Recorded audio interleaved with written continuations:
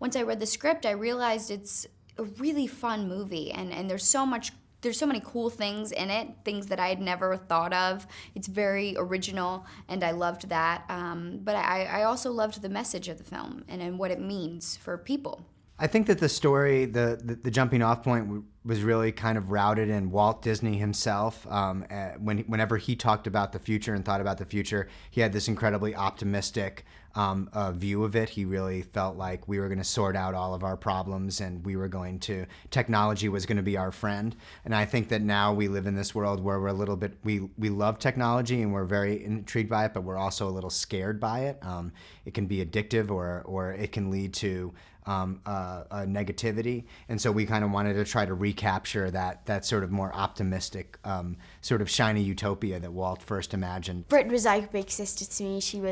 She's really, really lovely, and I just really got on with her. And George, he's really down to earth and really lovely as well. And I learnt so much from both of them. They were just really talented. What's so funny, what I love about him is he's like, because a lot of times with guys, they end up being more prima donnas than the chicks.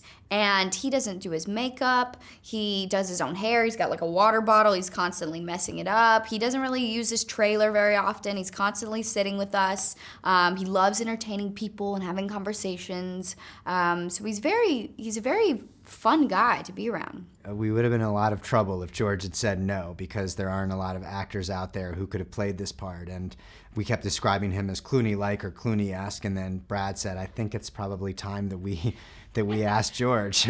And fortunately, he was willing to kind of hear what we had to say, and he really responded to the idea behind the movie. If there was any green screen or anything, there wasn't that much. I'd always be comfortable because Brad and Tom Peitzman, who was special effects and a producer, he would always make sure that I was comfortable with, exactly what I was doing, and I knew, what everything was, and yeah, so I was always comfortable with whether it was green screen or not. There were times where I'd have to use my imagination, and Brad would be like, okay, just imagine that this is there, the pools, there's people swimming through the pools, and like that I didn't even understand what he was talking about. Now seeing it, I'm like, cool.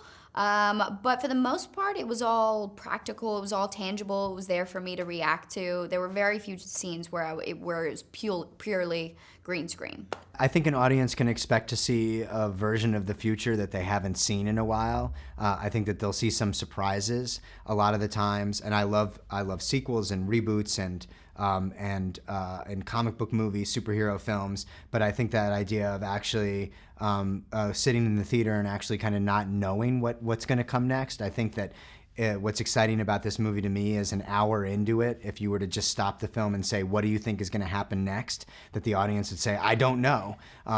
Hopefully that's a good thing. I hope that they walk out and realise that the future isn't just a place we're going, it's something that we're creating, so it's unknown. It can be whatever they want it to be, and I hope that they walk out feeling very optimistic. I hope that audiences are entertained by it. I hope that they have a fun experience watching the movie. It really is like a Disney ride, I keep saying.